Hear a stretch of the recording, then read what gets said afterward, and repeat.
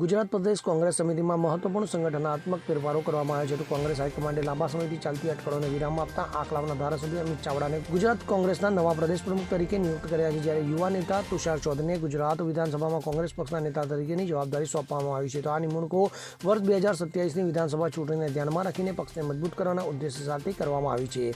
અમિત ચાવડા, જેઓ અગાઉ વર્ષ 2018થી 2021 દરમિયાન ગુજરાત કોંગ્રેસના પ્રદેશ પ્રમુખ રહી ચૂક્યા છે, તેમણે બીજી વખત પ્રદેશ પ્રમુખની કમાન સંભાળી છે. તો ગુજરાત પ્રદેશ કોંગ્રેસ સમિતિમાં મોટા સંઘાત્મક ફેરફારોની જાહેરાત સાથે રાજ્યના રાજકીય વર્તુળોમાં નવી ચર્ચાઓ શરૂ થઈ છે. તો કોંગ્રેસ હાઈકમાન્ડે શક્તિસિંહ ગોહિલના રાજીનામા બાદ અમિત ચાવડાને ગુજરાત કોંગ્રેસના નવા પ્રદેશ પ્રમુખ તરીકે નિયુક્ત કર્યા છે, જ્યારે તુષાર ચૌધરીએ ગુજરાત વિધાનસભા વિપક્ષના નેતા તરીકેની જવાબદારી સોંપવામાં આવી છે. તો આ નિર્ણય વર્ષ 2027ની વિધાનસભા ચૂંટણીને ધ્યાનમાં રાખતા પક્ષની રણનીતિને વધુ મજબૂત કરવાના હેતુથી લેવાયા છે. Bureau report, CN24 news.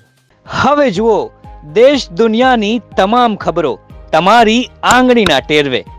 ઉઠાવો મોબાઈલ અને ગૂગલ પ્લે સ્ટોર પરથી ડાઉનલોડ કરો અમારી CN24 ન્યૂઝ મોબાઈલ એપ.